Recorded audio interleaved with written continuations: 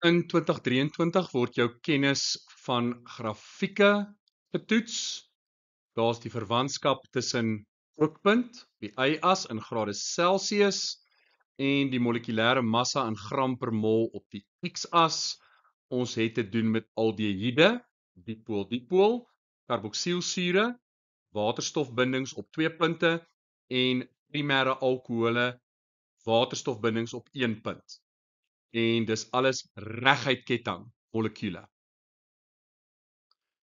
Vir die soveelste keer word jy gevra om kookpunt te definieer.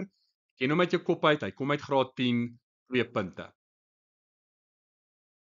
Skryf die gevolgtrekking neer wat vir kurwe P gemaak kan word.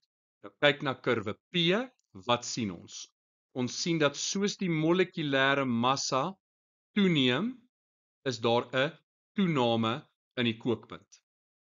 Hoe hoër die molekulêre massa, hoe hoër die kookpunt. Nou, kom ons dink gou-gou, ongeag of dit nou die aldehied is, of dit die karboksielsuur is, of dit die primêre alkohol is. Die funksionele groep is een kant. En met 'n toename in molekulêre massa gaan daardie nie verander nie. Soos die molekulêre massa toeneem, beteken dit die kettinggedeelte word langer.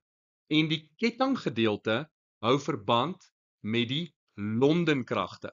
So met 'n toename in kettinglengte is daar 'n toename in Londenkragte, want daar's meer punte vir die Londenkragte om op mekaar in te werk, en gevolglik is daar 'n toename in die sterkte van intermolekulêre kragte.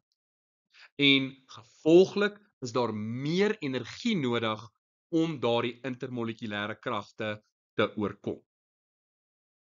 Dan sê hulle vir ons, R is alkohole. Wat is kurwe S? En ons weet teen die tyd al, dit is die aldehiede, ons weet dit het die karbonielgroep, en ons weet dat dit lei tot dipool-dipoolkragte, wat in hierdie geval die swakste sal wees. R is alkohole en P sal karboksielsure wees. En hoekom P karboksielsure? Want hoër kookpunt as gevolg van die 2 punte waar waterstofbindings kan inwerk teenoor alkohole wat slegs 1 punt het waar die waterstofbindings kan inwerk. Dan word ons gevra om ons vorige antwoord mooi te verduidelik. Die karboksielsure het waterstofbindings, die alkohole het waterstofbindings. Die aldehiede het dipool-dipool intermolekulêre kragte. Die waterstofbindings sterker as die dipool-dipool bindings in die geval van aldehiede. Gevolglik is meer energie nodig om die intermolekulêre kragte te oorkom, en dus het karboksielsure en alkohole hoër kookpunte as aldehiede.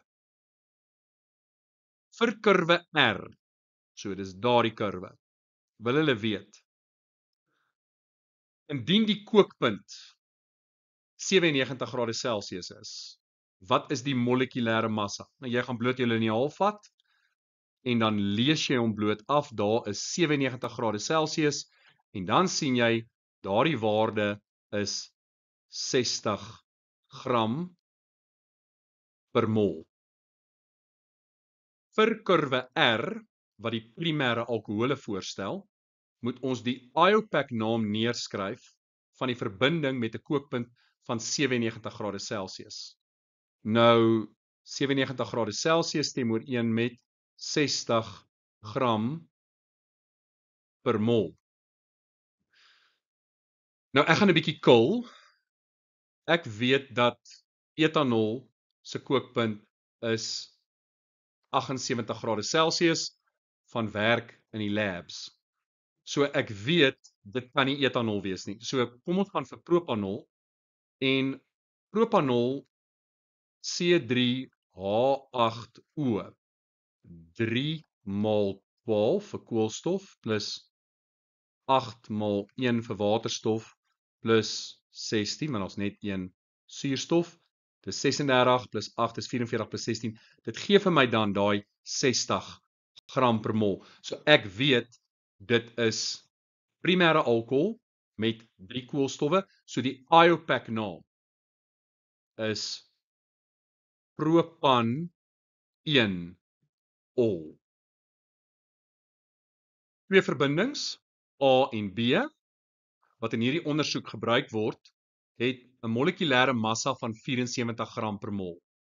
A het 'n kookpunt van 118 grade Celsius en B het 'n kookpunt van 142 grade Celsius. En nou moet ons die verskil in kookpunte verduidelik deur na die strukture van hierdie verbindings te verwys. So kom ons kyk. 74 gram per mol, die een is by 142 grade Celsius en die ander ene is by 118 grade Celsius. So dit is 'n alkohol 118 grade Celsius en 'n karboksielsuur by 142 grade Celsius. So, hoekom het die alkohol 'n laer kookpunt as die karboksielsuur? Eerstens weet ons, karboksielsure het 2 punte vir waterstofbinding tussen molekules, terwyl alkohole slegs 1 punt het vir waterstofbinding tussen molekule. En gevolglik is die intermolekulêre kragte in karboksielsure sterker as in alkohole en dus is daar 'n hoër kookpunt in die geval van karboksielsure versus alkohole.